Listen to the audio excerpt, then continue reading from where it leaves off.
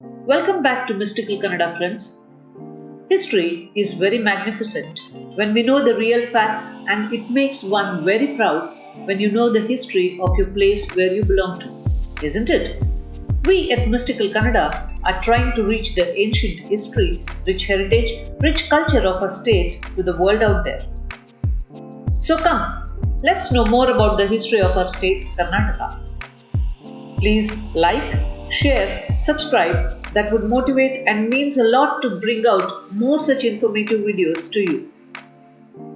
We all know that the traditional name of our state is Karnataka. When was this name first used? In what written sources and in what meanings? This is a very intriguing question. If you too are intrigued to know, come on, let's learn more about how the name Karnataka originated. Karnataka's prehistory goes back to the Paleolithic hand axe culture, evidenced by discoveries of hand axes and cleavers in the region, among other things.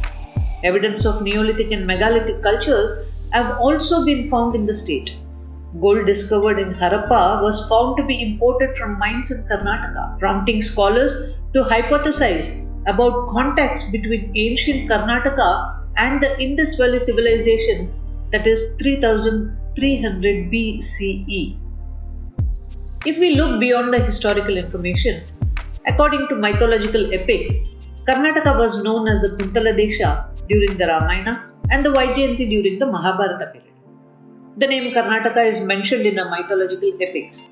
The first such mention of Karnataka can be found in the great work of Mahabharata, and it can be seen in Bhishma Parva and Sabha Parva.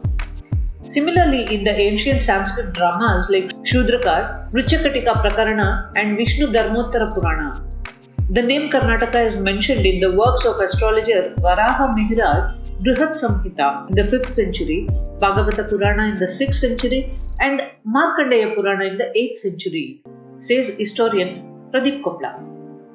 The frequent use of the word Karnataka can be seen clearly in Pampa's poetry Vadda Radhane and Nagavarma's novel Karnataka Kadambari. The word Karnataka is found in the ancient works of other languages such as Prakrit, Marathi and Tamil. Of these, Silappadikaram, a Tamil work in 600 AD, and Kuvalayamala Katha in the 779 AD in Prakrit are quite old. Although we do not have to give much importance to the later references to the word Karnataka, the references in ancient Sanskrit and Kannada inscriptions are worthy of notice here. The first of these was the Vaijayanti Tilaka Samasta Kamata Bhuvarga Bhartharam in the inscriptions of the Kadamba king Shantivarma in 450 AD. And in the copper plate of the Kadamba dynasty, King Vishnuvarma calls Shantivarma Idi Karnataka Pradesha Vadiya, meaning the lord of the whole Karnataka. In the copper tract issued by Bhuvikrama, the Ganga of Talkadu king, there is a mention of Karnataka as Asya Seema Karnataka Pravaktyami, dated 633 AD. And we can read that in the Samgad copper pamphlet issued by the Rashtrakuta king Dantidurga in 753 AD, he wrote Karnatakam Bala Machintya Majeya Manyai. In the 7th century, the Rashtrakuta inscription referred to the Chalukyas of Badami army as Karnataka Bala. These are just some of the earliest references found in the hundreds of inscriptions. The word comes in the form of Karnadagan under the grant of the Velvikudi copper of Sadhyana, the king of Pandya, dated 770 AD. In other Tamil inscriptions such as Kannata and Kannagaru. According to historian P.B. Desai, during the Badami Chalukyas, the Kannada country was known as Kamata, Kuntala, Lata, Karata, Vanavasa, Tulu, Alvakheda, Gomantaka, Konkan, Punnata and Vengimandala. And Vengimandala was divided into small islands and districts.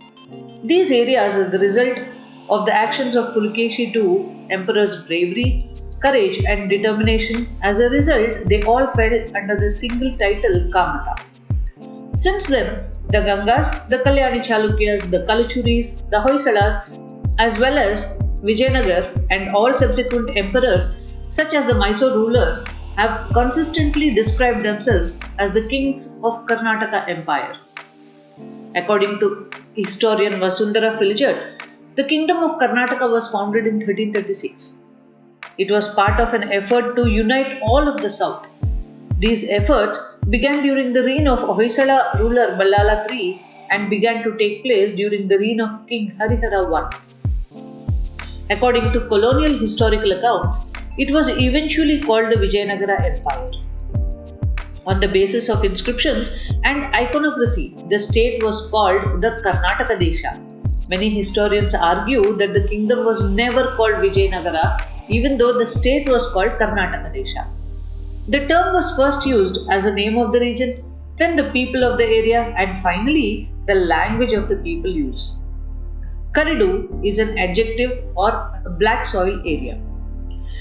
During the Chalukyas of Badami, a particular area was called Kamata in the earliest times, and since it is rich in black soil, it can be assumed that the term Karnataka has grown in importance over time. Recently, an inscription has been found describing the Nandi Hills to the east of the Karnataka Empire.